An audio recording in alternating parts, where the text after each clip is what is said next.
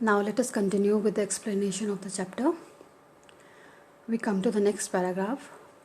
With a satisfied expression, he regarded the field of ripe corn with its flowers draped in a curtain of rain. Alright, he looked at his fields. He was satisfied. Why? Because he was waiting for the rain and his wish was fulfilled. But suddenly a strong wind began to blow, and along with the rain, very large hailstones began to fall. These truly did resemble new silver coins. The boys, exposing themselves to the rain, ran out to collect the frozen pearls. But suddenly what happened? The weather changed and unexpectedly a strong wind began to blow, and instead of rain they had very large hailstones. If you can see the picture on the right hand side, we can see the hailstones.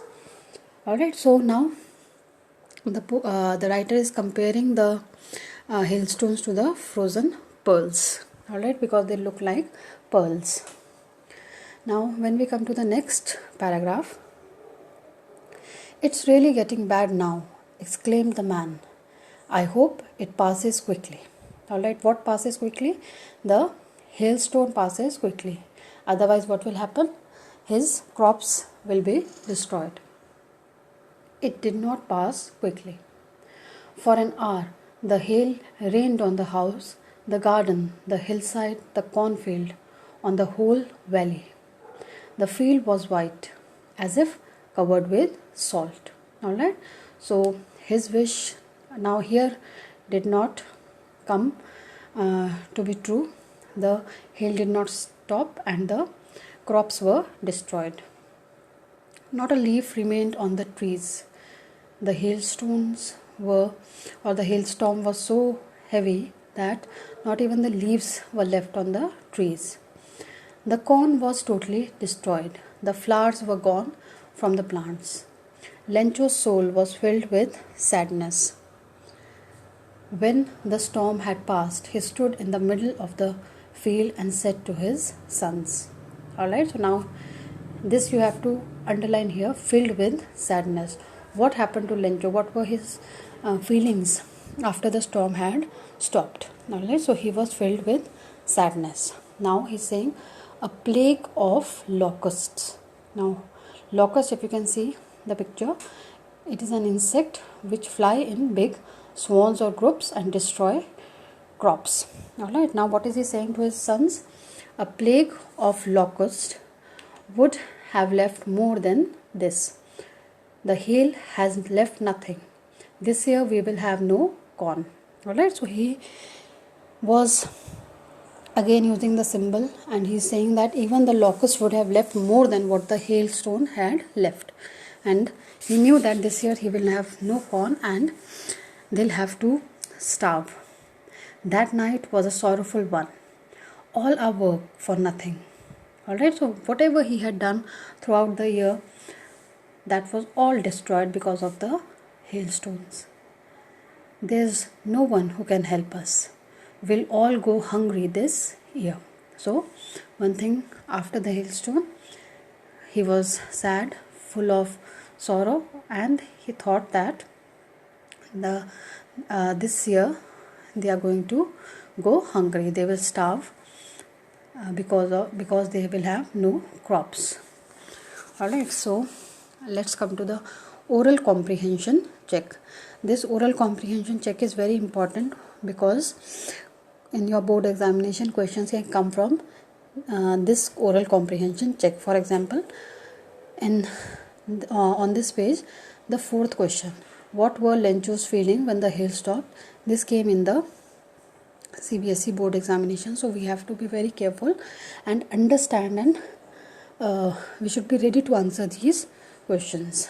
Alright, so let us come to the first question. What did Lencho hope for? Alright, at the beginning he hoped for rain.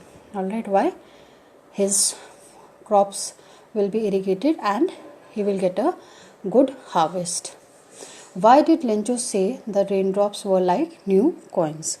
This we already know. Why did he say this?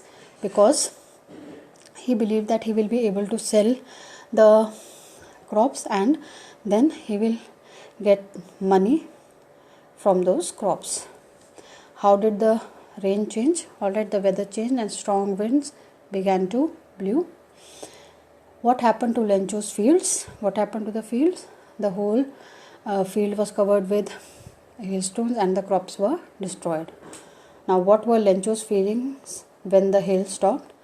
We already know this, that he was full of sorrow, and he believed that he is going to starve for the whole year.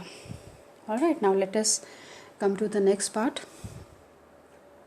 But in the hearts of all who lived in that solitary house in the middle of the valley, there was a single hope, help from God. Solitary, alone. Alright, so everybody in that house believed that they are going to get help from God. Don't be so upset. Even though this seems like a total loss, remember, no one dies of hunger. That's what they say. No one dies of hunger. So here we see a positive attitude in all the family members in that family. So we see that they are trying to motivate each other in that time when they had lost everything. Then also they are not thinking about their loss, but they are asking for help from God and believing that God is going to help them. That's what they say. No one dies of hunger. All through the night, Lencho thought only of his one hope, the help of God, whose eyes, as he had been instructed, see everything, even what is deep in one's conscience. Alright? So conscience we already know here, an inner sense of right and wrong. So he knew that whatever is going to happen, alright, he is going to get food. Alright, he is going to get help from God because he knows that God can see everything. Lencho was an ox of a man, working like an animal in the fields, but still he knew how to write. The following Sunday at daybreak he began to write a letter which he himself would carry to town and place in the mail. It was nothing less than a letter to God. Alright, so he wrote a letter to God asking for help. God, he wrote, if you don't help me, my family and I will go hungry this year. I need 100 pesos in order to sow my field again and to live until the crop comes because the hailstorm. So he directly wrote a letter to God, and in that he asked for help from God. And what did he ask? He asked for 100 pesos. Now what are pesos? Peso is a currency of several Latin American countries. Alright, Latin American countries, the South American countries. He wrote to God on the envelope. Alright, he did not know where God lived, so he just wrote the address to God. Put the letter inside and, still troubled, went to town. At the post office, he placed a stamp on the letter and dropped it into the mailbox. So he posted the letter. One of the employees, who was a postman and also helped at the post office, went to his boss, laughing heartily, and showed him the letter to God. Never in his career as a postman had he known that address. Alright, so the postman who got the letter, he laughed at the letter. Why? Because it was very silly of someone writing a letter to God. Alright, now he took the letter to his boss.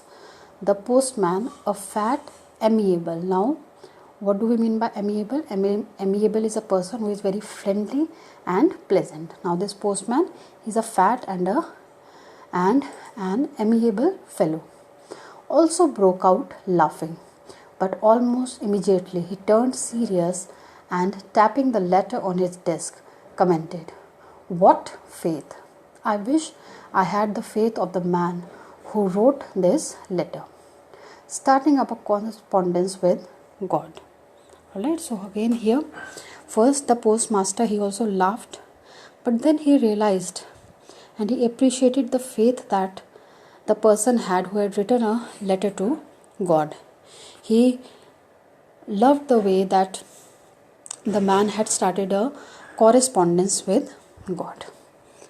Alright, so here we are going to stop, and rest we are going to do in the next video.